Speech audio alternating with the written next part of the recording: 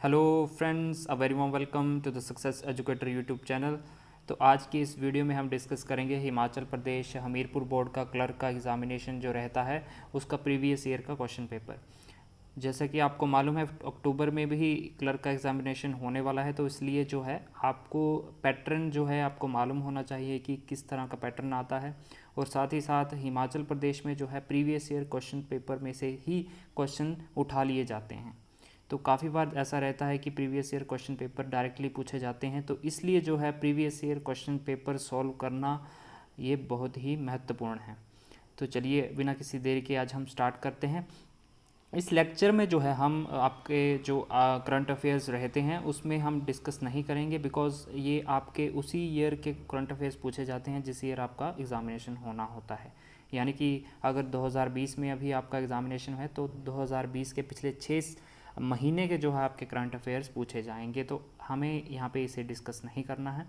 तो चलिए हम सबसे पहले हम स्टार्ट करते हैं। हिमाचल प्रदेश के क्वेश्चंस थे।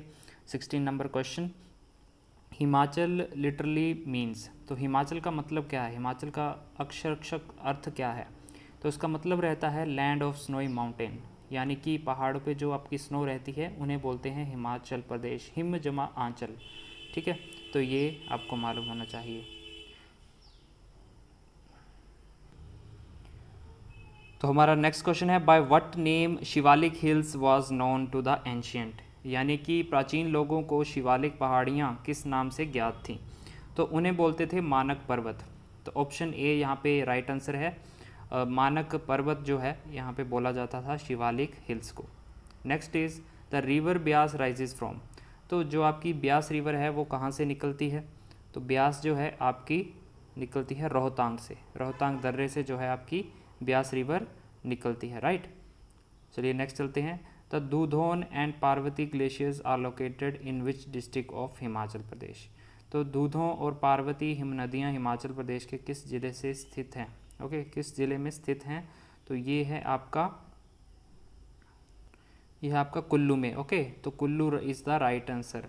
पार्वती, अगर आपको दूधों मालूम नहीं है लेकिन पार्वती, पीन पार्वती आपको मालूम है कुल्लू में है, पार्वती जो आपकी रिवर है, तो उससे जो है आप अंदाज़ा लगा सकते हैं कि ये कहाँ पे होगा। तो ये कुल्लू डिस्ट्रिक्ट में है। Next is Chhobia pass is located on the border of. तो छोबिया पास आपको देखने को मिल जाता है चंबा और लाहौल के बीच में। छोबिया दर्रा जो है चंबा और लाहौल के बीच में है, तो ऑप्शन ए यहाँ पे राइट आंसर होगा। ओके, चलो नेक्स्ट बढ़ते हैं। The Hangrang valley is located in which district of Himachal Pradesh. तो हांगरा घाटी जो है आपकी वो किस ज़िले में है हिमाचल प्रदेश के? तो ये आपको किन्नौर वाले ज़िले में देखने को मिलेगी, राइट। तो Kinnaur, option A is the right answer of 21st question. अब 22 देखते हैं। Shivpuri spring is located in which district of Himachal Pradesh. जो शिवपुरी झरना है हिमाचल प्रदेश का वो किस ज़िले में है? तो वो है आपका, शिवपुरी है आपका जो है सिरमौर में है, राइट। तो option D is the right answer. तो ऑप्शन डी इसका राइट आंसर होगा गाइस। चलिए नेक्स्ट बढ़ते हैं। 23rd क्वेश्चन है, सुखसार लेक इज़ लोकेटेड नियर। तो सुखसार लेक जो है आपको देखने को मिलेगी मंडी में, जो कि है रिवाल्सर के पास में। ओके, तो यहाँ पे ब्रैकेट में मंडी दिया गया है, काफ़ी आसान बना दिया गया है इस क्वेश्चन को। और क्लर्क के जो एग्ज़ामिनेशन रहते हैं उसमें जनरल नॉलेज जो है हिमाचल प्रदेश का वो काफ़ी सिंपल पूछा जाता है, तो यहाँ पे आप इजीली जहाँ पे आंसर दे सकते हैं। सुखसार लेक जो है आपकी मंडी ज़िले में है। नेक्स्ट इज़ स्प्रून वैली इज़ इन। तो स्प्रून वैली जो है आपको कहाँ पे देखने को मिलेगी? स्प्रून घाटी जो है वो आपको सोलन में देखने को मिलेगी, तो ऑप्शन ए इसका राइट आंसर होगा। तो 24 का option A is the right answer. 25th पे चलते हैं। इन द प्री वैदिक पीरियड शिवालिक हिल्स वर इनहेबिटेड बाय। पूर्व वैदिक काल में शिवालिक पहाड़ियों में कौन निवास करते थे? तो उन्हें बोलते थे दास। ठीक है, दस्यु जो थे दास वो बिलोंग करते थे शिवालिक हिल्स से। तो option A is the right answer of 25th question. तो 26th क्वेश्चन देख लेते हैं। Pandava spent their 12 year exile in. पांडवों ने अपना 12 वर्ष का वनवास यहाँ बिताया था, तो ये रहे थे आपके महासू में। Option C is the right answer. Okay, option C जो है आपका राइट आंसर होगा। 27th जो है वो बोलता है कि who spotted the Kirata king Shambar in the Kirata Aryan war. तो किरात आर्य युद्ध में जो है किरात राजा शांभर जो थे उनकी सहायता किसने की थी? तो ऑप्शन बी इसका राइट आंसर होगा वेरची ने। ओके, वेरची ने जो है इनकी सहायता की थी आर्यंस के खिलाफ युद्ध में। तो right answer is option B 27 का। 28th देख लेते हैं। The founder of Kahlur was from. तो कहलूर का संस्थापक था, तो कहलूर का संस्थापक कौन था? तो बुंदेलखंड से आए हुए थे। ओके, तो सी इज़ द राइट आंसर। यहाँ पे बेसिकली डायरेक्टली नहीं पूछा गया है आपसे, तो ये इनडायरेक्टली पूछा गया है कि कहाँ से आए थे वो। तो बुंदेलखंड कहाँ पे? आपका मध्य प्रदेश में चंदेल जो थे वहाँ से आए थे, राइट। तो option C is the right answer. 29th का देख लेते हैं। Who transferred the seat of government from Brahmapura to Chamba. तो जो 920 में किसने राजधानी को ब्रह्मपुर से चंबा स्थानांतरित किया था? तो ये थे आपके Sahil Varman ji. Okay, option C is the right answer of 29th। 30th देख लेते हैं। The earliest seat of rajas of Kullu dynasty was at. तो कुल्लू वंश के राजाओं की प्रारंभिक गद्दी कहाँ थी? तो कुल्लू के जो राजा हुआ करते थे वो बेसिकली सबसे पहले आए थे प्रयाग से। तो option D is the right answer of it. चलिए 31st देख लेते हैं। एम के गांधी यानी कि Mohandas Karamchand Gandhi visited Shimla for the first time in 1921 and stayed at. तो यहाँ पे पूछा गया है कि महात्मा गांधी जो थे 1921 में शिमला आए थे, वो कहाँ ठहरे थे उस समय? तो वो ठहरे थे शांति कुटीर में। Option A is the right answer of 31st। Okay, Shanti Kutir में वो ठहरे थे। 1921 में वो आए थे, उसके बाद 1931 में भी आए थे, और उसके बाद जो है 1945 जो जब हमारा आज़ादी का जो संघर्ष चल रहा था उस समय भी वे आए थे शिमला में। चलिए 32 डिस्कस करते हैं। Who was the leader of Dhami satyagrahis. तो धामी सत्याग्रह जो हुआ था उसके साथ कौन नेता जुड़े हुए थे?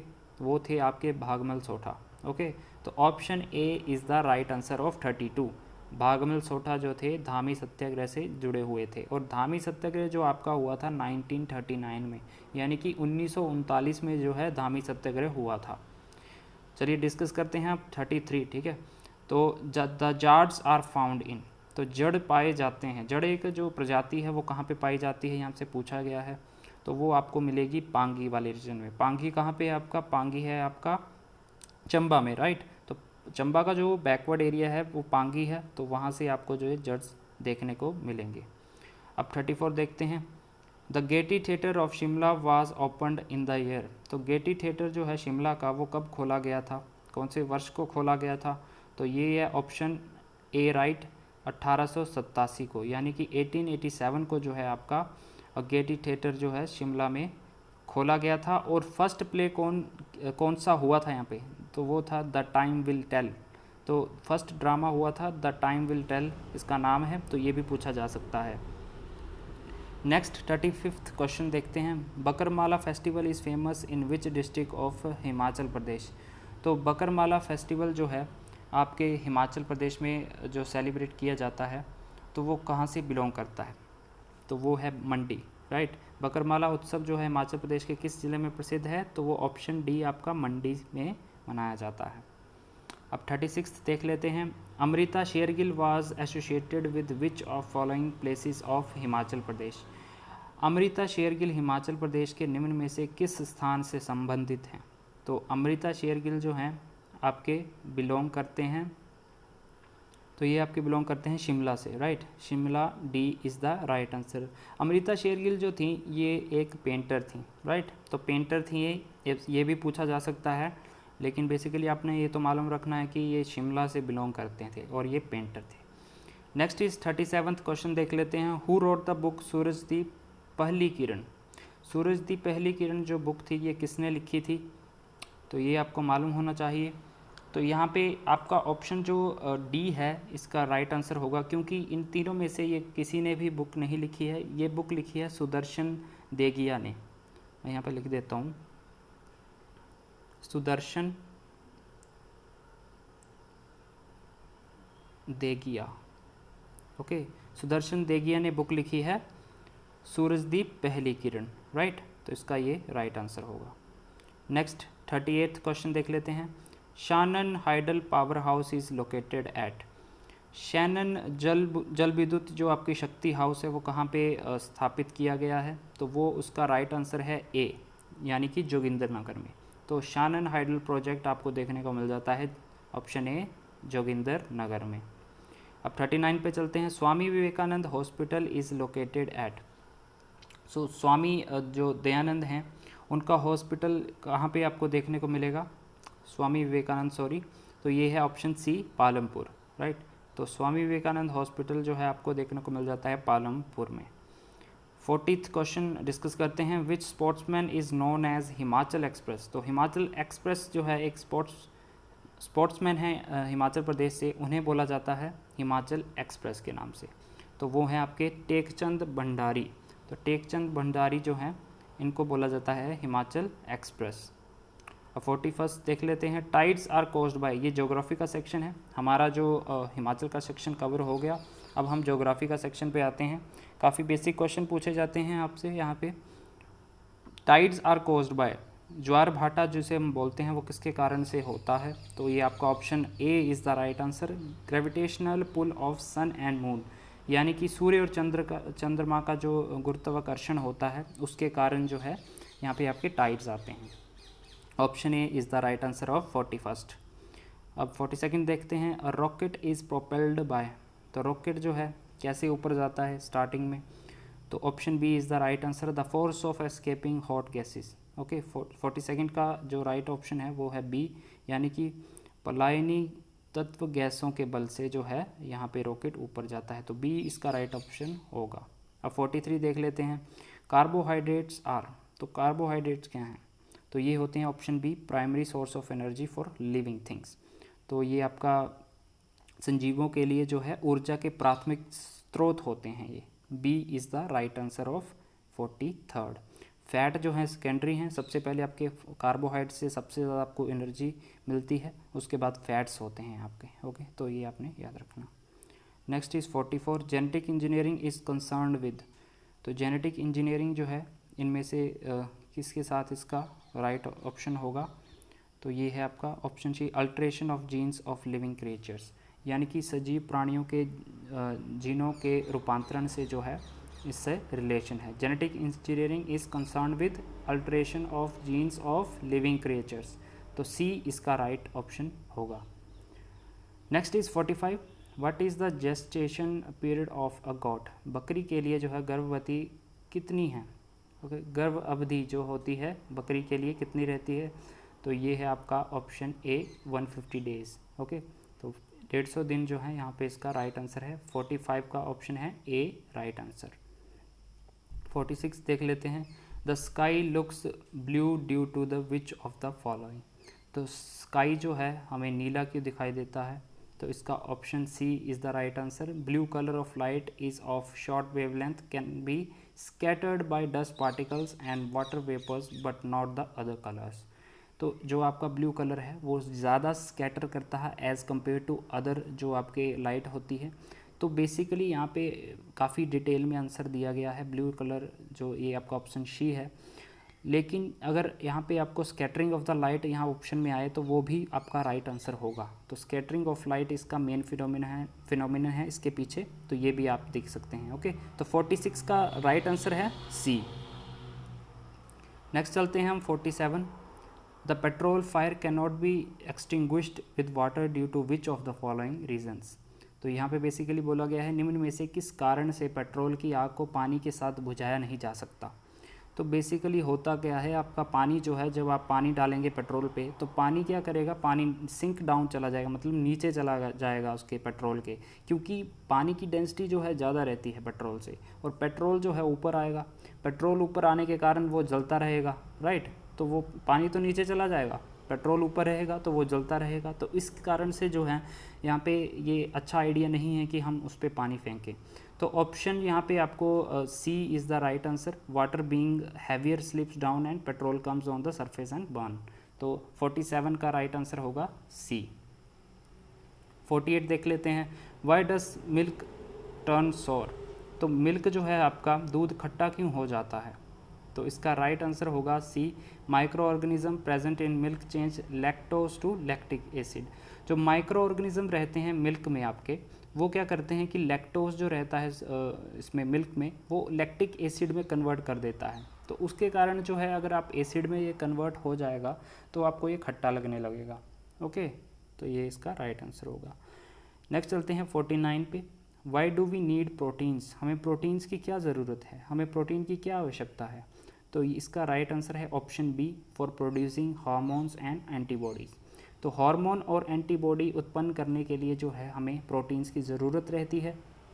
रिसेंटली आप देख रहे हैं कोविड-19 चल रहा है, तो एंटीबॉडीज़ वैसे भी काफ़ी इंपॉर्टेंट है इस समय में, तो प्रोटीन जो है हमें ज़्यादा लेना चाहिए। तो ये आप याद रखेंगे। तो 50 क्वेश्चन डिस्कस कर लेते हैं। लेड पेंसिल कंटेन्स, तो लेड की जो आपकी पेंसिल रहती है बेसिकली जो आप यूज़ करते हैं घर में, तो उसमें क्या रहता है? उसमें रहता है ग्रेफाइट। आप ब्लैक वाला जिससे आप लिखते हैं उसमें होता है ग्रेफाइट। तो lead pencil contains option A graphite. 51 question discuss करते हैं। ऑरेंज कंटेन्स, तो ऑरेंज में क्या रहता है, कौन सा विटामिन रहता है, यहाँ पे पूछा गया है। तो ऑरेंज में है आपका विटामिन सी। ओके, जो भी आपके सिट्रिक एसिड वाली चीज़ें रहती हैं उसमें विटामिन सी जो है ज़्यादा रहता है। तो आपका अगर आपसे पूछा जाए लेमन में कौन सा होगा, उसमें भी विटामिन सी ज़्यादा होगा। तो जो भी खट्टी जो चीज़ें रहती हैं उसमें जो है आपका विटामिन सी होगा। तो ऑरेंज में है विटामिन सी, ए ऑप्शन। 52 देख लेते हैं। A myopic person can not see. Myopic जो है, एक मायोपिक व्यक्ति नहीं देख सकता है, तो वो दूर के सब्जेक्ट जो हैं, दूर के ऑब्जेक्ट जो हैं वो देख नहीं सकता। तो option B is the right answer of 52। एक होता है मायोपिया, दूसरा होता है हाइपरमेट्रोपिया। तो हाइपरमेट्रोपिया में क्या रहता है कि पास वाले ऑब्जेक्ट जो हैं वो ढंग से नहीं देखे जा सकते, उसके लिए हमें गॉगल यूज़ करना, स्पेक्स यूज़ करनी पड़ती है। मायोपिया जो रहता है वो छोटे एज के जो हैं उनमें रहता है, और जो हाइपरमेट्रोपिया होता है वो जो ज़्यादा एज के हो जाते हैं। जैसे कि आपने आपके घर में होंगे बुज़ुर्ग या आपके माता पिता, किसी को जो अगर स्पेक्स लगी है तो वो जब भी न्यूज़पेपर पढ़ते हैं तो अपनी चश्मा लगा के पढ़ते हैं, तो उसे बोलते हैं हाइपरमेट्रोपिया। उससे जो है पास के ऑब्जेक्ट ऐसे आसानी से नहीं दिखते, जिसके लिए हमें चश्मा यूज़ करना पड़ता है। और अगर दूर के ऑब्जेक्ट दिखाई नहीं दे रहे तो समझ लो कि वो मायोपिया है उस पर्सन को। तो ऑप्शन बी यहाँ पे राइट आंसर है।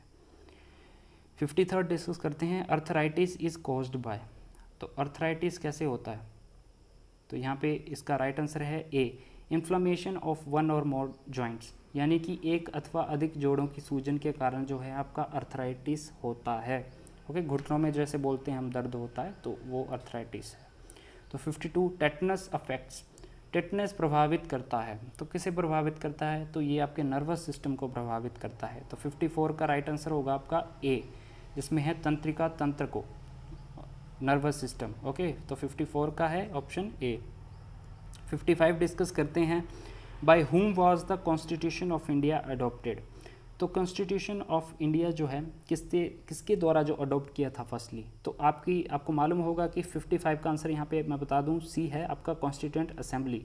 क्यों है? क्योंकि कॉन्स्टिट्यूएंट असेंबली जो है पहले गठित की गई थी अंग्रेज़ों के द्वारा 1946 में आपके, तो उसने जो है कॉन्स्टिट्यूशन हमारा बनाया है। और कॉन्स्टिट्यूशन को बनाने में हमारे 2 साल 18 जो आपके 11 महीने और 18 दिन लगे थे। तो इतना समय आपका लगा था, और ये कंप्लीट हुआ था 26 नवंबर 1949 को। कुछ पार्ट जो है आपका 26 नवंबर 1949 को जो है लागू कर दिया गया था, लेकिन जो फुली तौर पे अडॉप्ट किया गया था वो आपका 26 जनवरी 1950 को किया गया था। ओके, तो चलिए नेक्स्ट चलते हैं। 56 की अगर हम बात करें, which is the final authority for establishing a new state in India. तो भारत में नया राज्य स्थापित करने के लिए अंतिम सत्ता कौन है? तो यहाँ पे option B is the right answer, parliament के पास इसकी पावर है। यहाँ पे देखिए ये है आपका, यहाँ पे क्या रहता है कि पार्लियामेंट में जो है बिल लाया जाता है, पहले एक हाउस से पास होगा, जैसे कि लोकसभा से या फिर राज्यसभा से, किसी में भी ये बिल लाया जा सकता है सबसे पहले। तो दोनों हाउस से पास होके जो है फिर ये प्रेसिडेंट के पास जाता है। प्रेसिडेंट को जो है इसकी जो असेंट अपना देना पड़ता है, यानी कि अपने साइन देने ही पड़ते हैं। तो फुल पावर इसमें पार्लियामेंट की दी गई है कि न्यू स्टेट को अगर नई स्टेट बनानी है, जैसे कि 2014 में आपने देखा होगा कि हमारा जो आंध्र प्रदेश से जो है तेलंगाना अलग किया गया, उसमें जो है पार्लियामेंट के पास है फुल पावर। ओके, तो स्टेट को बनाना है, उसका अल्टरेशन करना है, बाउंड्री चेंज करनी है उसकी, तो इसकी पूरी पावर है पार्लियामेंट के पास, और राष्ट्रपति को जो है इस पर साइन करने ही होते हैं। अब 57 देख लेते हैं। इंडियन कॉन्स्टिट्यूशन प्रोवाइड्स फॉर, तो इंडियन कॉन्स्टिट्यूशन है, इनमें से किसकी जो है यहाँ पे राइट आंसर है? देखिए इंडियन कॉन्स्टिट्यूशन में आपको है सिंगल सिटीजनशिप, तो सिर्फ एकल नागरिकता जो है हमारे भारत में जो है दी जाती है। अगर डुअल सिटीजनशिप की बात करें तो वो ये आपको देखने को मिलेगी यूएसए में स्टेट की अलग आपकी सिटीजनशिप रहती है और जो सेंटर की वो है अलग रहती है, लेकिन इंडिया में जो है सिंगल सिटीजनशिप रहती है। अब 58 डिस्कस करते हैं। Are the fundamental rights justiciable, यहाँ पे पूछा गया है कि क्या मौलिक अधिकार मेरी हिंदी थोड़ी कमज़ोर है, बाद योग्य है, तो आर द फंडामेंटल राइट्स जो हैं जस्टिशिएबल, यानी कि इसका मतलब क्या है? अगर आपके फंडामेंटल राइट का हनन हो रहा है, ओके, जो आपके 6 फंडामेंटल राइट हैं उसका हनन हो रहा है, तो आप जो है यहाँ पे कोर्ट में जा सकते हैं। तो यहाँ पे राइट आंसर होगा option B, yes. Are the fundamental rights justiciable, yes, हम जो है हमारे अगर फंडामेंटल राइट्स का हनन हो रहा है तो हम कोर्ट जा सकते हैं, हम उसके लिए जो है रिट जो है जारी कर सकते हैं। तो बी इसका राइट आंसर होगा। 59 डिस्कस करते हैं। द इंडियन कॉन्स्टिट्यूशन इज़, तो ऑप्शन सी इसका राइट आंसर होगा। रिजिड भी है और थोड़ा फ्लेक्सिबल भी है, कुछ मामलों में आपको कठोर भी देखने को मिलेगा और कुछ मामलों में जो है ये लचीला भी देखने को मिल जाता है। तो हमारे पूरा इसका राइट आंसर होगा रिजिड भी है और फ्लेक्सिबल भी है, यानी कि C, rigid in some cases and flexible in others. अब सी देख लेते हैं। How often the finance commission is constituted in India, तो भारत में वित्त आयोग कितनी बार निर्मित होता है? तो देखो दोस्तों, इसका राइट आंसर है सी, आफ्टर एवरी 5 ईयर। तो हर 5 साल में जो है जब सरकार बनती है, या हम बोलें कि 5 साल में बेसिकली जो है लोकसभा डिसॉल्व हो जाती है ना, तो हर 5 साल में अब यहाँ पे भी आप देख सकते हैं कि हर 5 साल बाद जो है नया फाइनेंस कमीशन जो है बनेगा। ओके, तो ऑप्शन सी इसका राइट आंसर होगा। 61 देख लेते हैं। What does the executive of union of India consist of, तो एग्जीक्यूटिव है जो यूनियन ऑफ इंडिया की, यानी कि कार्यपालिका जो है किससे मिलकर बनी होती है? तो इसमें जो है मैं आपको बताऊं 5 सदस्य इसमें रहते हैं। सबसे पहले जो है यहाँ पे बताया गया है कि आपका प्रेसिडेंट है, दूसरा प्राइम मिनिस्टर होता है, तीसरा आपका काउंसिल ऑफ मिनिस्टर रहते हैं, चौथा आपका वाइस प्रेसिडेंट भी इसमें आता है, और फिफ्थ जो है आपका अटॉर्नी जनरल ऑफ इंडिया। तो ये 5 सदस्यों से मिलकर बनती है एग्जीक्यूटिव यूनियन की। ओके, तो अटॉर्नी जनरल भी इसमें आता है, ये भी याद रखिएगा, वाइस प्रेसिडेंट भी आता है, आपका प्रेसिडेंट भी आता है, प्राइम मिनिस्टर भी आता है, काउंसिल ऑफ मिनिस्टर भी आते हैं। तो यहाँ पे इसका राइट आंसर हो जाएगा ऑल ऑफ दीज। ओके, तो D is the right answer. अब 62 देख लेते हैं। On what grounds can the president of India be impeached, यानी कि भारत के राष्ट्रपति को किन आधारों पर जो है महाभियोग से जो है इन्हें हटाया जा सकता है? तो देखिए यहाँ पे इसमें एक ही ऑप्शन ठीक है, वो है option number A, for violation of the constitution. अगर संविधान का वह उल्लंघन करते हैं तो उसके पीछे जो है उनको इम्पीच किया जा सकता है, यानी कि उनको हटाया जा सकता है महाभियोग से। तो ऑप्शन ए इसका राइट आंसर होगा, फॉर वायोलेशन ऑफ कॉन्स्टिट्यूशन।